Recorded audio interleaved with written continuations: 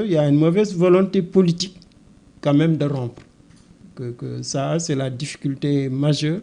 Sur le cas Cheikh Tidiane Dièye, bon, c'est Sonko qui a été indexé dans ses relations personnelles, amicales. Non, là, la particularité, c'est que justement, le DG, il a été démis de ses fonctions par le président de la République. Donc, on ne doit pas hésiter. Quand c'est une faute administrative, mais la décision, elle est politique. Bon, maintenant, le ministre, il faut qu'il y ait un rapport. Il n'y a pas encore de rapport pour dire que le ministre a fait ça ou ça. Mais enquête bitam mi ngi au point mort depuis lors. Justement, on revient à la même situation. C'est-à-dire tu démets le DG. Mais si tu le démets, c'est pour qu'il y ait une procédure de transparence pour arbitrer entre le DG démis et le ministre. Et on ne peut pas être dans la transparence avec un président qui soutient des ministres, un premier ministre qui soutient des ministres. Là, c'est incohérent. Et je crois que war nañu bàyyi xel que en tout cas, à mon avis, les Sénégalais dañu bëgg des réformes sérieuses. Une vraie rupture. Une vraie rupture. Dans la gouvernance et dans le fonctionnement de la justice. C'est ce que les gens attendent. Loolu la ñu digoon, loolu la ñu jaay population, mais aussi c'est ça la vérité. Je pense que jusqu'à présent, on n'arrive pas à comprendre que ce qui fait fonctionner un pays, c'est la politique. Quand la politique est faussée, mais tout est faussé. C'est mécanique. Mais même le tableau avoir un bon plan de développement économique et social, s'il n'y a pas la volonté politique, mais tu ne vas jamais avoir les résultats que tu veux. C'est la même chose pour la bonne gouvernance. Que si on n'applique pas les règles, on n'aura jamais une bonne gouvernance. Et je crois que il est quand même temps que le président se réveille parce qu'il ne reste que 2 ans. Tu as 2 ans, tu as une élection capitale dans 2 ans. Dans un an. Nous sommes déjà en 2026. Ce qui fait que je pense qu'il faut revoir il faut revoir les choses. Au moins, pour moi, ce serait très décevant que le président ne laisse pas des réformes. Il doit laisser son empreinte avec des réformes sérieuses. Qu'il tourne la page au moins de l'instabilité de nos institutions.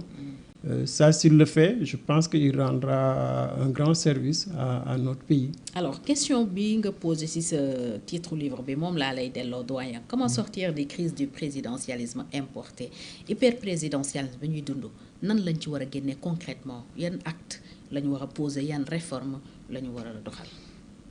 Voilà, c'est difficile, Fatou. C'est difficile de répondre. Moi, en tout cas, à la lumière des expériences des présidents, dama yaakaar que pour nekk président de la République ñaari façon la. Boo ñëwee pour nguur ak boo ñëwee pour liggéey wuute na mais soo ñëwee pour nguur doo ci génn. doo changer dara.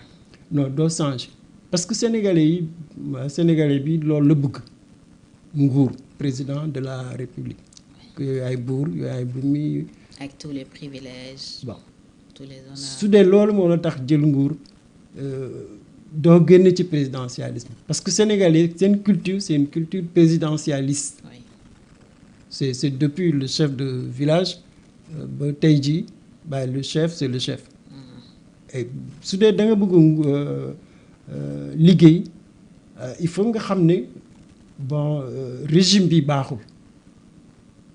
Régime bi baaxul da nga ñëw pour liggéey il faut faire la réforme sérieusement daal mooy que nga jël dans la constitution nga am les pouvoirs équilibrés président am na wàll premier ministre am na wàll assemblée am na wàll administration am na justice am na c'est l'équilibre des pouvoirs. C'est-à-dire que président loo nekk président am na ku la mën a évaluer am na ku la mën a interdire contrôler am contre-pouvoir c'est le jeu des contre-pouvoirs loolu suñ ko defoon je pense que institution dina stable parce que difficulté bi ñu am mooy président mu nekk am na gis-gisam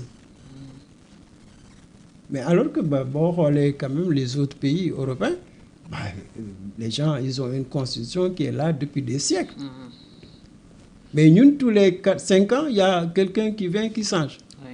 mais taillé ko sur mesure. mais mënuñu am stabilité mais même les petites choses là pour être ministre amuñu sax consensus pour dire que critère pour être nommé ministre lii la ce qui fait que pour man il faut nga ñëw pour liggéey mais également nga ñëw avec un projet d'un régime équilibré mais c'est pas seulement peut-être l'équilibre des pouvoirs mais c'est la manière de gouverner. C'est ça qui pose problème. Il faut une gouvernance concertée. Mais mënoo nekk président de la République nga ne yow yaay gérer gouvernement bi gérer administration gérer assemblée gérer le jeu politique gérer la société te yow kot. nga yore pouvoir yëpp bëgg a def mais c'est pas possible. Donc il faut une gouvernance concertée. Il y a que la gouvernance concertée qui peut nous sortir de là du présidentialisme et même pourquoi c'est importé parce que boo xoolee bu baax a baax su ñu amee jafe-jafe dëgg muy président muy premier ministre muy assemblée fu ñuy dem on va voir le pouvoir religieux et le pouvoir traditionnel. oui sëriñ si ñooy woote. Et le pouvoir traditionnel, le pouvoir religieux, le pouvoir même de la société civile, ça ne compte pas pour le chef de l'État. Oui. Tant que tout va bien. On ne peut pas, c'est pas possible. Il faut une gouvernance concertée. Mais moi, je pense que même le pouvoir religieux, le pouvoir traditionnel, mais président dafa war a rendre compte ñooñu mais toog ak ñoom su dee fal nañ la Sénégalais yow lañ tànn. am nga sa projet mais demal waxtaan ak le pouvoir religieux le pouvoir traditionnel la société civile ku nekk jox la xalaatam c'est ça moi que yaakaar naa suñu defoon en tout cas une gouvernance concertée lu bari dina wàññeeku y compris même dans les ministères par un ministre qui bon je prendrai pas l'exemple de la communication mais que ce soit communication ou santé c'est des ministères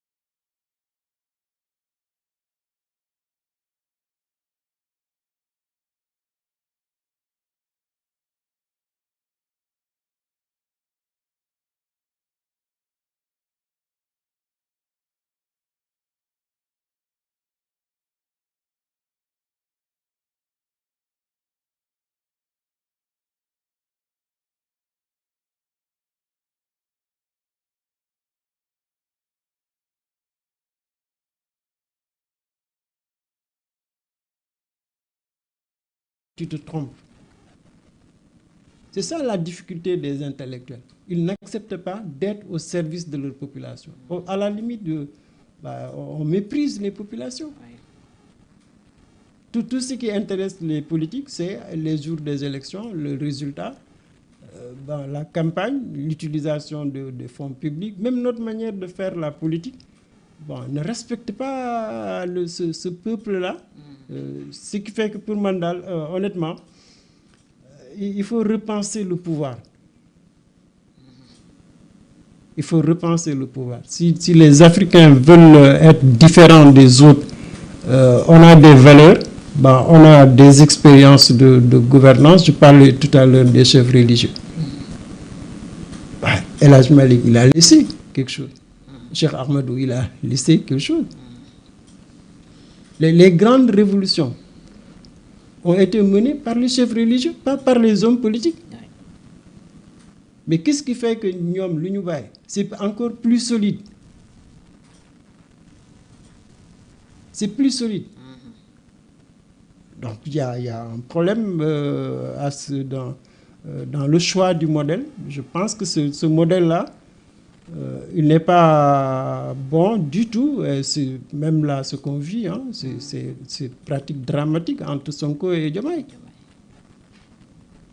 C'est pas ça le pouvoir. C'est pas pour ça que les Sénégalais ont voté. Vraiment. Je crois que il y a lieu vraiment de réfléchir sur notre société. Moi, je pense que il faut retourner vers les populations. Je n'ose pas le dire, mais la solution viendrait des populations. Est-ce que du loolu le professeur Mbow defoon ak la commission nationale de réforme des institutions? Tu sais, Amadou Mokhtar Mbow, pour paix à son âme, Mbow c'est un intellectuel, que tu vois. Les convictions, fortes convictions de Mbow, c'est il y a 30 ans, 40 ans, on les vit encore. Et Mbow, su demee ba nangu nekk président des assises,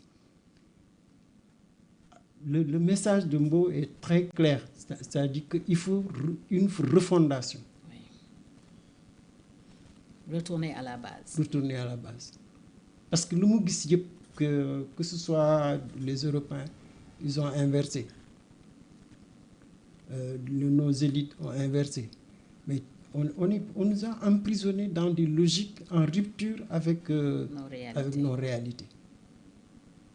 Et que lui, quand il disait aux gens il faut la refondation, il s'est investi. Pour n'être que ça, président des assises, c'était un problème, mais il n'a pas. Et c'est extraordinaire. C'est-à-dire que nous sommes un petit Sénégal. Ça rassemble l'administration, les intellectuels, les sociétés civiles. Pendant un an, ngeen def évaluation de toute l'histoire du Sénégal, ngeen tirer des conclusions. Ça, il l'a fait parce qu'il voulait laisser ce message-là. Et pour la CNRI, ils sont allés à la base.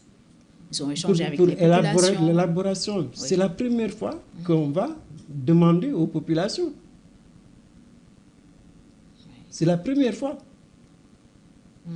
Dans le passé, c'est le président, il a ses conseillers juridiques, il a son assemblée, les députés votent.